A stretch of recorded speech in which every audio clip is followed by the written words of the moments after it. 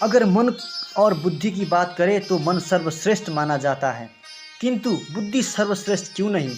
बुद्धि तो सब जानती है क्या बुरा है क्या अच्छा है। बुद्धि को सब ज्ञात होता है, लेकिन बुद्धि तो तब काम करेगी जब मन उसे आज्ञा देगी, तू यह कर या यह ना कर।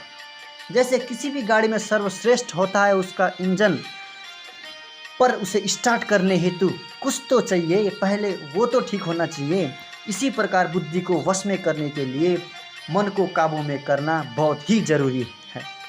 मन तो चंचल है, अब इसे कैसे वश में करें, ये सब तो आप जानो और आपका मन जाने।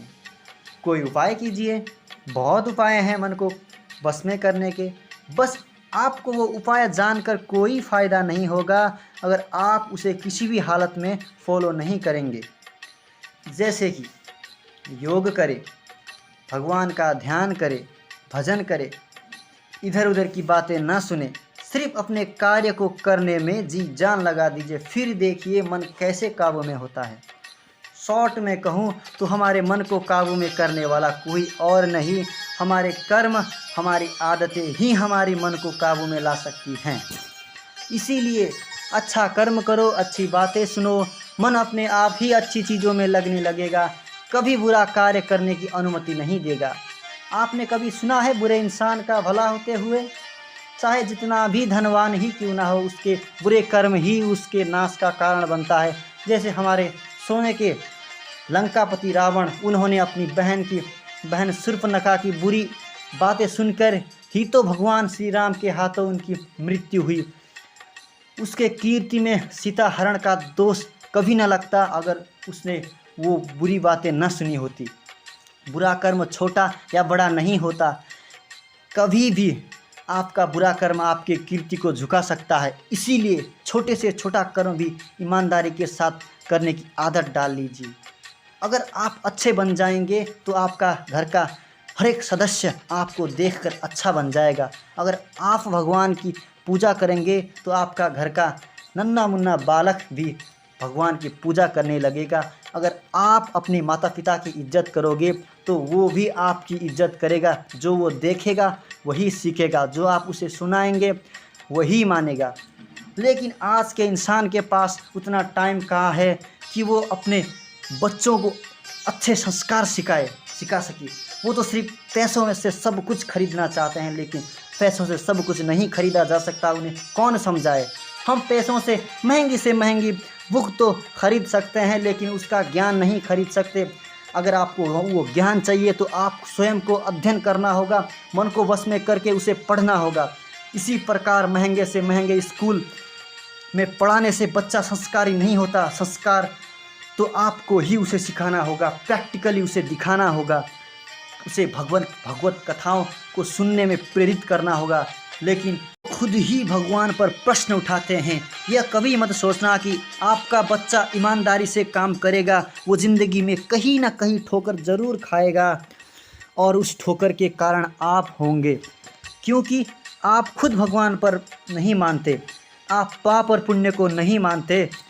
भगवान को आप सिर्फ उस वक्त याद करते हैं जब आप तकलीफ़ में हो, तब बोलते हैं हे भगवान बचा ले मुझे, हे भगवान बचा ले मेरे बच्चे को। भगवान सब कुछ देखता है ऊपर से और बोलता है जब तेरे पास सब कुछ था तब तो तूने मुझ पर विश्वास ही नहीं किया, पहले नहीं करता था तो अब क्यों कर रहा है। फिर भी वो बहुत दयावान है। अगर आपने उसका नाम अपने हृदय से एक बार भी ले लिया तो वो अवश्य आपकी सुनता है, आपकी हर मनोकामना पूरी करता है। उसे अपने भक्त बहुत ही प्रिय हैं। लेकिन अफसोस की बात तो यह है कि लोग धर्म की बातें सुनते ही नींद आने लग जाती है और बोलते हैं बकवास है सब। सच बात है, मैंने बहुत लोगों के मुंह से यही सुना है, पाप धर्म कुछ नहीं होता। कोई मूर्ख लोग तो इस बात से भी सहमत नहीं कि भगवान है भी या नहीं। अरे मैं तो कहता हूँ पहले तू भगवान को जान तो ले, फिर अपनी राय देना। जो लोग भगवान को नहीं मानते, नहीं जानते, वो लोग ही भगवान पर प्रश्न उठाते हैं। पहले जान तो ले, सुन तो ले भगवत कथाएं। अगर हम किसी भी इंसान के बारे में जानना चाहते हैं तो हम उसकी बायोग्राफी पढ़ते हैं। वैसे ही अगर भगवान के बारे में जानना है तो हमें भगवान की बायोग्राफी पढ़नी होगी।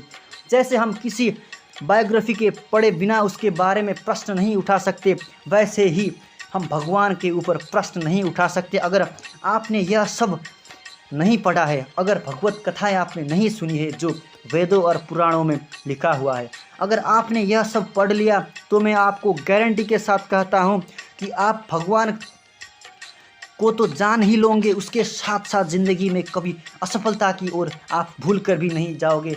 आपकी हर एक समस्या का निवारण आपको भगवत कथाओं में ही मिलेगा।